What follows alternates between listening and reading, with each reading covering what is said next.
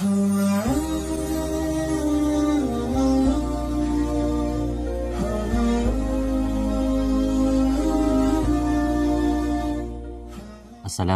warahmatullahi wabarakatuh. Bismillahirrahmanirrahim. Allahumma salli ala Sayyidina Muhammad wa ala alihi wa sahbihi ajma'in. Saudaraku sekalian yang dimuliakan oleh Allah Subhanahu wa taala,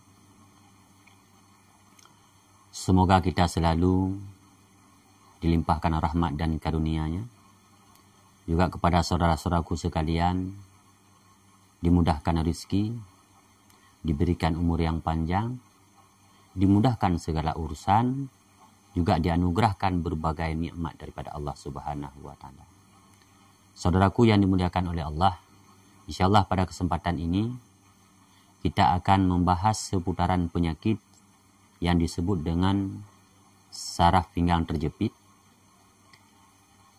Yang akan kita buat pembahasan ini dengan menggunakan tanaman, bisa disebut tanaman herbal atau tanaman-tanaman yang tumbuh di seputaran kita, yang banyak fungsi dan yang banyak faedahnya seputaran untuk pengobatan secara tradisional.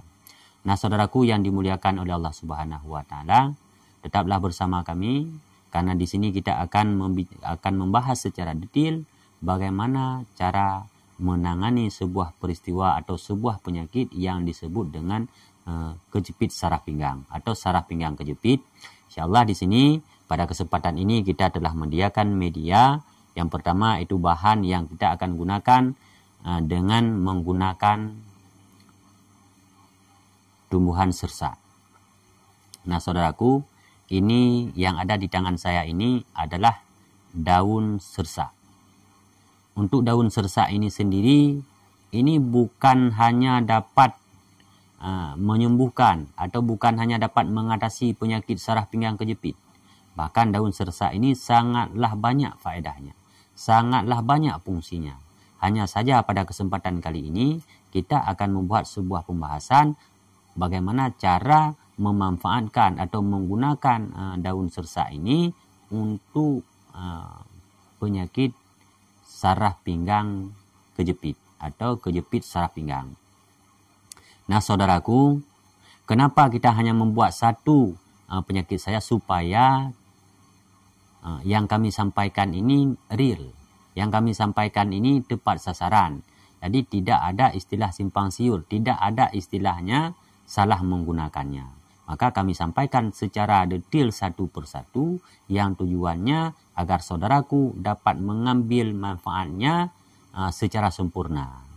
Maka saudaraku, yang pertama sekali bila kita mengalami penyakit yang namanya dengan saraf pinggang terjepit, ini memang masalahnya bukan saja terletak di pinggang kita, juga seluruh sel-sel darah, juga seluruh urat-urat yang dari pinggang, baik dari pinggang kita ke bawah maupun dari pinggang kita ke atas, ini tidak akan normal 100%. Karena dengan mengalami sebuah peristiwa yang disebut dengan saraf pinggang kejepit. Bahkan kita otot-otot atau betis-betis kita terasa kram. Maka untuk mengatasinya, ini yang pertama sekali kita mesti memulainya dengan mengkonsumsi daun sersa ini untuk proses pertama dalam menangani permasalahan yang disebut dengan saraf pinggang kejepit. Lalu bagaimana caranya? Nah, saudaraku, yang pertama sekali di sini kita mengambil daun sersa ini. Daun sersa ini kita memetiknya yang segar. Jangan yang sudah tua. Kita petiknya yang segar seperti yang ada di tangan saya ini. Ini daun sersa yang masih segar.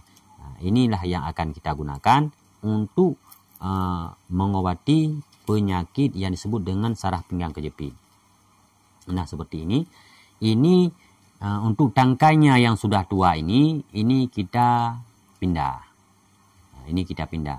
Jika ada satu sedikit atau yang tersisa itu tidak masalah. Yang asal jangan terlalu berlebihan. Ini kita mengambil daun sersa dengan jumlahnya 1 genggaman erat. Contohnya seperti ini. Ini saya petik dulu, saya kupas dulu. Seperti ini. Kita ambil daun sersak.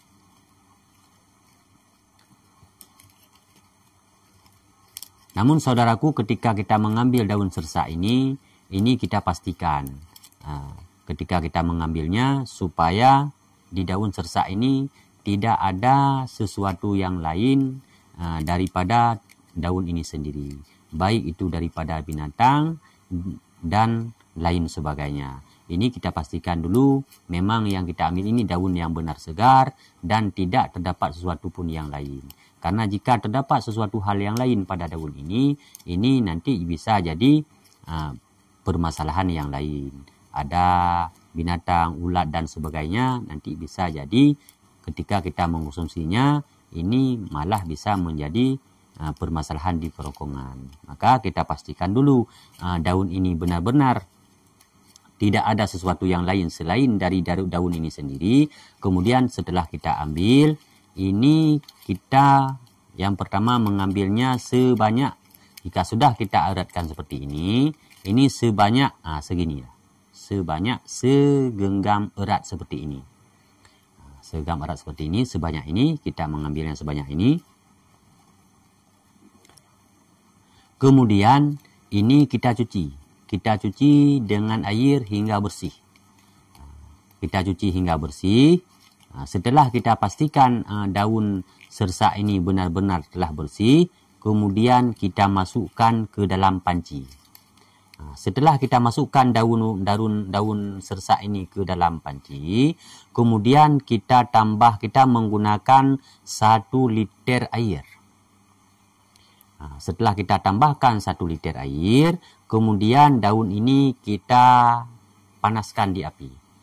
Setelah daun ini kita panaskan, sambil kita mengaduknya, kita tunggu sampai mendidih. Nah, setelah mendidih, jangan diangkat dulu. Daun ini tetap kita biarkan dulu sampai airnya berkurang. Ketika airnya sudah berkurang, sudah kita pastikan air yang awalnya kita menggunakan seliter air, tersisa setengah liter. Ketika airnya sudah tersisa setengah, atau dalam bahasa lain ketika kita menggunakan pertama dengan 1000 ml, tersisa 500 ml, baru kita angkat. Nah, setelah kita angkat, ini kita dinginkan. Setelah air rebusan ini terasa, ketika kita pegang terasa hangat, ini kita saring dengan menggunakan, baik digunakan penyaringan yang disediakan atau yang kita beli di toko-toko atau di warung-warung pecah belah. Boleh juga kita menggunakan penyaringan dengan menggunakan kain yang tipis. Setelah kita saring airnya, kita masukkan ke dalam gelas. Air inilah yang akan kita konsumsi. Untuk ukuran konsumsinya, ini kita konsumsinya jangan kita konsumsi 1 gelas penuh. Kita konsumsinya 2/3 gelas. Artinya setengah gelas lebih. Kalau kita masukkan air yang sudah kita rebus, air rebusan dari daun sersak ini, kita masukkan ke dalam gelas, jadi setengah gelas lebih. Atau 2/3 gelas. Setelah itu inilah yang akan kita minum. Namun untuk aturan minumnya atau waktu minumnya, ini kita minum 1 hari sekali. Kalau saudaraku minum di pagi hari, jangan lagi saudaraku ulangi di sore hari. Jadi kalau saudaraku minum di sore hari, jangan lagi diminum di pagi hari. Yang intinya untuk tanaman atau untuk daun sersak ini, konsumsinya cukup 1 kali sehari. Dan untuk mengatasi penyakit saraf pinggang kejepit ini, coba saudaraku mencoba mengulanginya beberapa kali hingga 5 kali. Setelah itu coba saudaraku perhatikan atau saudaraku rasakan sejauh mana ada perbedaan. Insya Allah dengan mengkonsumsi 1 hingga 5 kali, insya Allah mesti ada perubahannya. Nah, setelah itu baru kita lanjutkan. Kita juga pasti kita periksa ulang sudah seberapa jauh perkembangan persepsi dari kesembuhan dengan kita berobat secara alami ini. Nah, saudaraku yang dimuliakan oleh Allah Subhanahu wa taala. Bagi saudaraku yang melihat tayangan ini, yang melihat video ini, dan saudaraku merasa bermanfaat, merasa punya makna, memiliki natijah atau dapat diambil intisarinya sebagai obat yang untuk kita berobat maupun untuk sebagai penambahan ilmu, mohon kiranya untuk membantu kami untuk mengembangkan channel ini ke yang lebih baik dan supaya tujuannya di sini kita untuk berbagi ilmu seputaran tanaman-tanaman herbal yang sangat berfungsi untuk mengobati setiap permasalahan yang kita hadapi. Nah, dengan harapan kita memohon kepada Allah Subhanahu wa taala, kita selalu diberikan petunjuk, diberikan taufik dan hidayahnya, diberikan kesehatan, dilapangkan rezeki, juga diberikan umur yang panjang. Bagi saudaraku yang memiliki kekurangan di segi kesehatan, mungkin kesehatan kita lagi berkurang, jangan putus asa, jangan berkecil hati. Masih banyak 1000 cara. Karena tidak ada suatu penyakit pun yang Allah jadikan tanpa ada pengobatan. Karena selain Allah menjadikan penyakit, Allah juga menjadikan obatnya. Hanya saja kita butuh ikhtiar. Kita perlu berikhtiar supaya kiranya Allah menyembuhkan kita dari penyakit yang kita derita. Karena yang menyembuhkan kita hanyalah Allah. Hanya saja kita berikhtiar baik lewat tumbuhan, lewat tanaman atau apa saja, itu adalah bentuk daripada ikhtiar kita kepada Allah. Karena semoga dengan kita berikhtiar, dengan kita berharap kepada Allah, Allah senantiasa menyembuhkan kita semua. Mungkin dalam kesempatan kali ini, hanya ini yang dapat kami bagikan dengan saudara-saudara kami. Di lain kesempatan nanti akan kita bagikan setiap tumbuh-tumbuhan atau rempah-rempah yang alami yang bersifatnya punya faedah atau manfaat untuk pengobatan setiap penyakit yang kita derita. Hanya sekian. Wassalamualaikum warahmatullahi wabarakatuh.